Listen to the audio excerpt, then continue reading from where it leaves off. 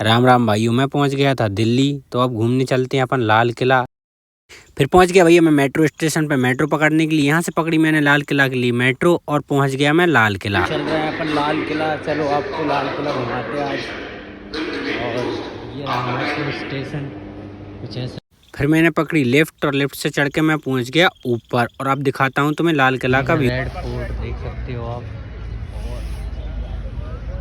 चलो अपन अंदर भी चलते हैं, अंदर चेक करते हैं क्या क्या है इसमें।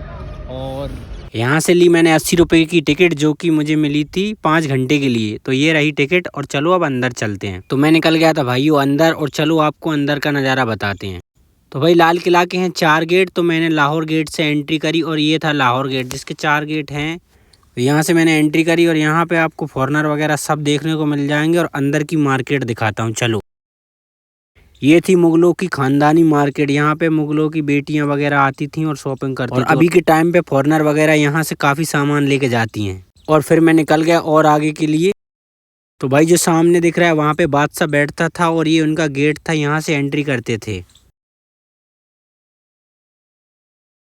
ये रहा वो गेट, यहाँ से आते थे। और यहाँ पे जो मुगलों का बादशाह था वो यहाँ पे बैठता था भाइयों। और फिर मैं और आगे निकल गया म्यूजियम घूमने के लिए। तो ये जो सारे दिख रहे हैं वो सारे म्यूजियम हैं। और यहाँ पे मुगल बादशाह नहाने के लिए आते थे। ये सारा यहाँ पे पूरा पानी से भरा रहता था। और फिर मैं निकल गया। वो आपको बताते हैं बादशाह की बेगम का महल। तो ये था बेगम का महल और इधर बेगम रहती थी, जो दिख रहा है सामने, वहाँ से आती। भाई साहब काफ़ी भीड़ थी। और ये था रंग महल।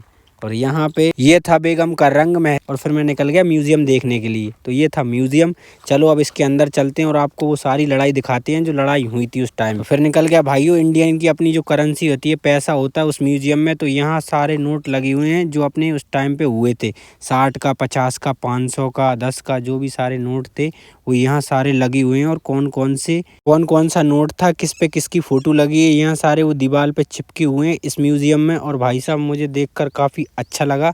और चलो और आगे बढ़ते हैं। फिर मैं और आगे गया। आप देख सकते हो किस नोट पे किस किले की फोटो थी, यहाँ पे सारी लगी हुई थी। और ये वो महान वैज्ञानिक थे जिनने अपनी आज़ादी के लिए अहम भूमिका निभाई थी। और यहाँ पे सारे फोटो लगी हुई थी, इनके मिसाइल भी लॉन्च की थी इनने बड़ी बड़ी। फिर मैं और आगे निकल गया म्यूजियम। और म्यूजियम भी थी वो देखने के लिए। तो ये क्या था समझ में नहीं आ पाया, मैंने पढ़ नहीं पाया। और अब मैं दिखाता हूँ जो वॉर हुई थी उस टाइम पे। इस म्यूजियम में ये सारी LED चलती हैं जो कि कैमरे में सही से शो नहीं कर रही हैं। और वहाँ पे सब कुछ सही से बताते भी हैं। और मैं और आगे का म्यूजियम दिखाता हूँ। और जो भी आंदोलन हुए थे और लड़ाइयाँ हुई थी, जैसे झांसी की रानी ने और भगत सिंह ने, वो सारी मैं आपको दिखाऊं। आपने देखा होगा जो भी अपने पुलिस वाले रहते हैं उनके यहाँ और आर्मी कमांडर स्टार लगे रहते हैं और टोपी रहती है। वो पुराने टाइम पे कुछ ऐसी टोपी और स्टार थे जो वीडियो में दिख रहे हैं। और थोड़ा और आगे बढ़ा तो मैं यहाँ म्यूजियम पे ये सारी फोटो लगी हुई थी जो उस टाइम पे जो भी सेनानी थे और जो भी नेता थे अपने, जिनने देश को आज़ाद कराने में अहम भूमिका निभाई, वो सारे फोटो यहाँ लगी हुई। ये था भारत छोड़ो आंदोलन, जिसमें करो या मरो का नारा 1942 में महात्मा गांधी जी द्वारा लगाया गया था और अंग्रेजों से कहा गया था भारत छोड़ो। ये था इंकलाब जिंदाबाद का नारा जो 1943 में भगत सिंह जी द्वारा लगाया गया था। ये था आजाद हिंद फौज का संगठन जो कि रास बिहारी बोस द्वारा किया गया था 1943। यह था झांसी की रानी का सैन्य दल।